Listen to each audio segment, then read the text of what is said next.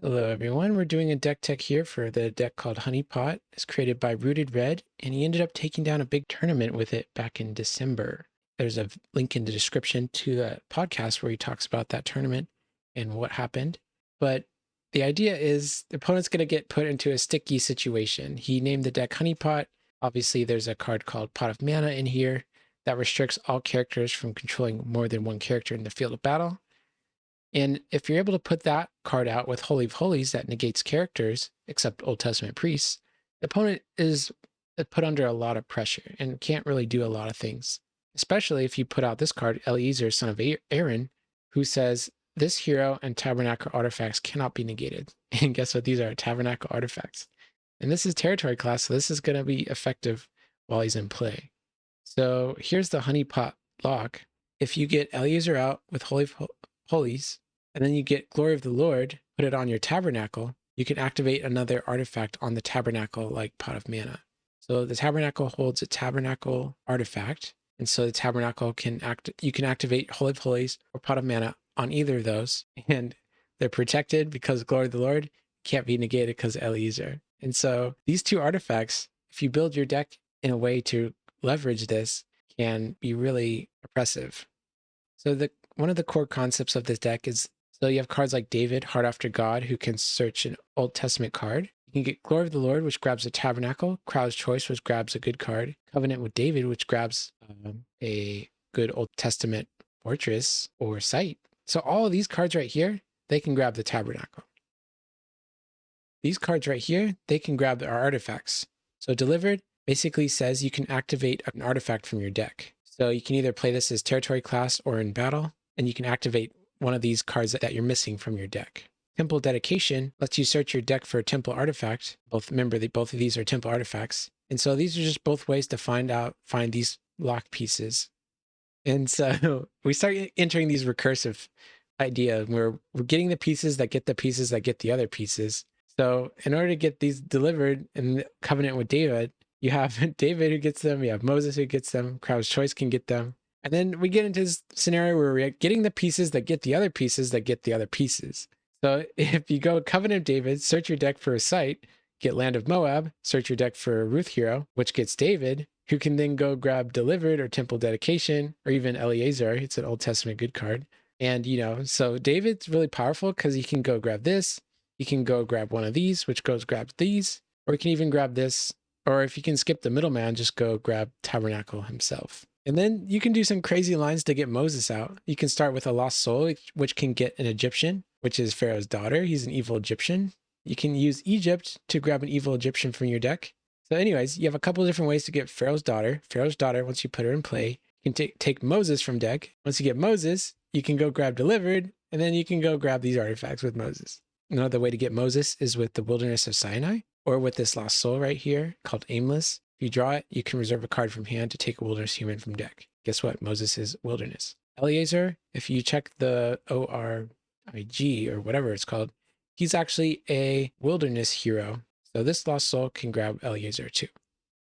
Another concept that this deck utilizes is card selection and velocity. So it uses cards like Denarius to draw 3 cards, uses cards like Virgin Birth to look at the top 6 and take 1, and a card like Mayhem is also really great in this deck because you shuffle away your hand and draw 6. So this gives you like another fresh look of cards to try and find all the cards you need.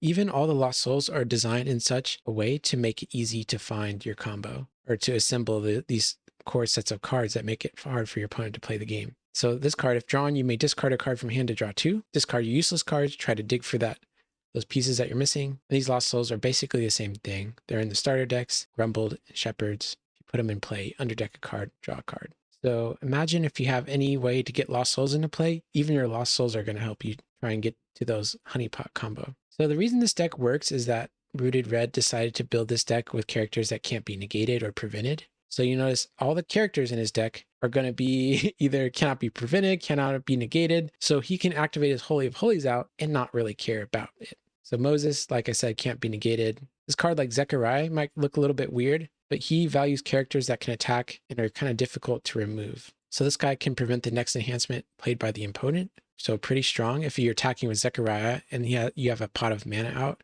your opponent's not going to have a lot of options about how to block him effectively, especially if they're relying on enhancement to try and get rid of him. And yeah, we've already spoken a lot about David, Heart After God.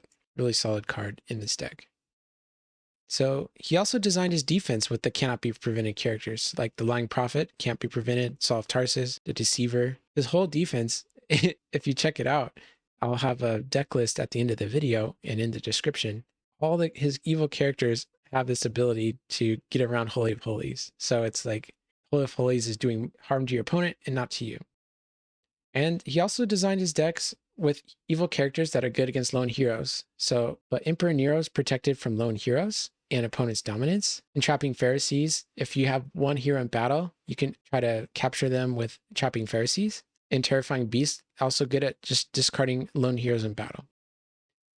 I want to dedicate some time to talking about some of the weaknesses of this deck because playing this deck has felt really strong. And I feel like people are going to need to adapt in order to try and beat decks like this. Decks that really try to get Holy of Holies, Pot of Manna online. So if you're looking to try and beat this type of deck, here's a couple of cards and a couple ideas that I came up with that I feel like this deck is vulnerable to. This deck, if you remember a couple of sides ago, had all those arrows. Each arrow was a search ability happening.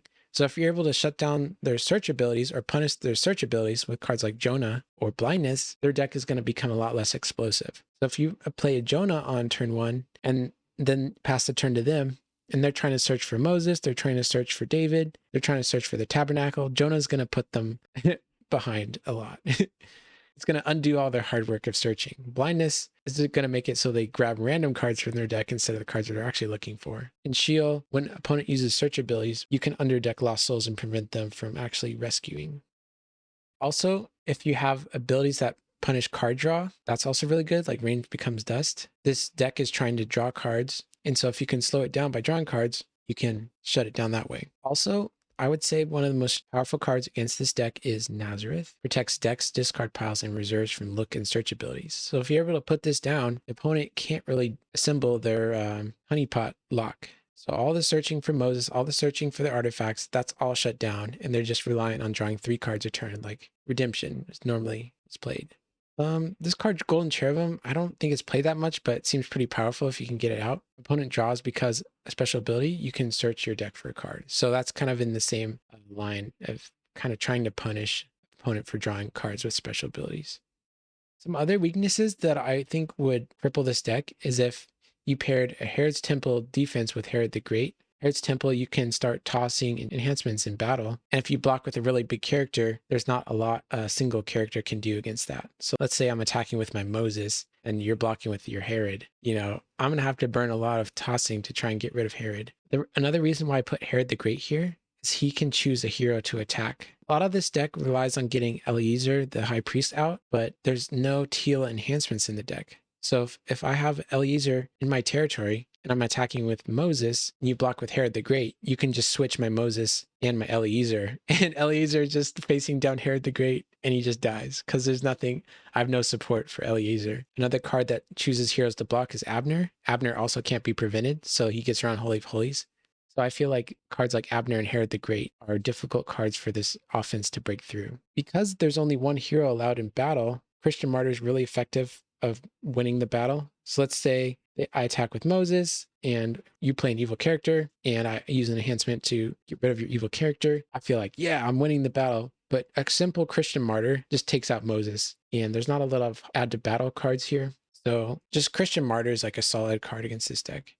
Another way you can try to attack the deck is actually going after the Tabernacle and the artifacts. Rubble and Dust is effective because it says regardless of protect abilities. So if you target the Tabernacle, you can discard all the cards. If you discard the Tabernacle, all the cards attached to the Tabernacle are also discarded. So in one fell swoop, you could get rid of his Glory of the Lord and the artifact played on it. Chronicle of the Kings negates and discards all temple artifacts. So if you're somehow able to, if your opponent doesn't have a Glory of the Lord on their Tabernacle, you can fire off a Chronicle of the Kings and negate and discard all covenants, temple artifacts, and good enhancements. So this is a solid option to just get rid of 2 artifacts in one. This can take out a lot of things.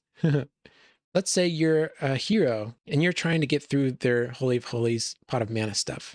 A temporary way to do that is with a card called Lost Child Found. It says, interrupt the battle, bounce up to 3 other cards. So you play this as a territory class enhancement before you attack.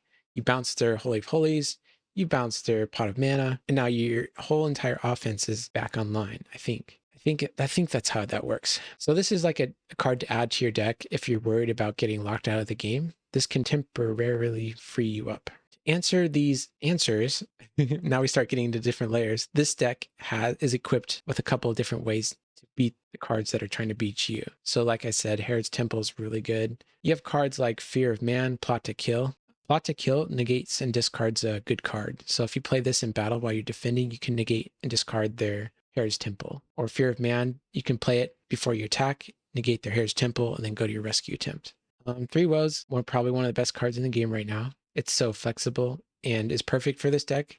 So if opponent does have a card that's trying to answer them like Herod's Temple, you can just throw down your 3 Woes and negate their Herod's Temple. And this card also plays Lost Child Found to try and bounce other cards that are preventing a successful rescue.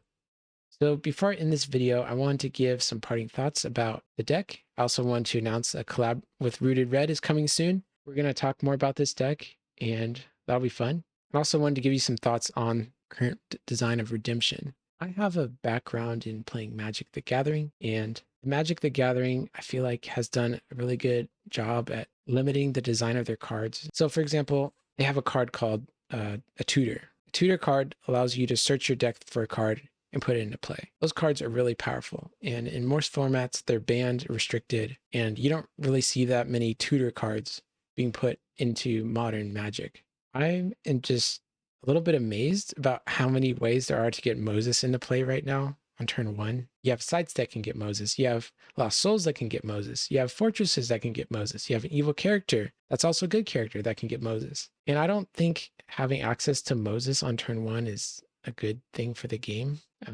Because Moses enables like a lot of different things. Moses can go grab enhancements from your deck, and any enhancement, you can play territory class enhancements that get other things. So you end up with these giant chains of searching. And from like a gameplay standpoint, oftentimes it's kind of a lot of just waiting around while your opponent's just shuffling through their entire deck, and you're just kind of sitting there twiddling your thumbs, you know? I feel like there's too much searching in the current game, and I don't feel like there's enough ways to punish searching as well. Sure, you can load up your deck with things like Nazareth or Blindness or Sheol, but if you go second and the opponent goes first and they're playing like a deck like this, all these cards that you put in your deck might even be useless, because imagine they turn 1, go get Moses, go get the Tabernacle, and they search through everything they need, and they pass their turn to you, and you're left with a Nazareth in your hand, like asking like, why am I even playing this card? So I feel like a lot of the success of this deck comes from also going first. Going first, I feel like, is huge for this deck. If people start to adapt and start to tweak their decks in a way with putting some of those cards that are good against this deck on his search, I feel like those cards can't even get a chance to go online, because this deck, if it gets to go first, it's just off to the gates and has so many consistent ways to search through its deck.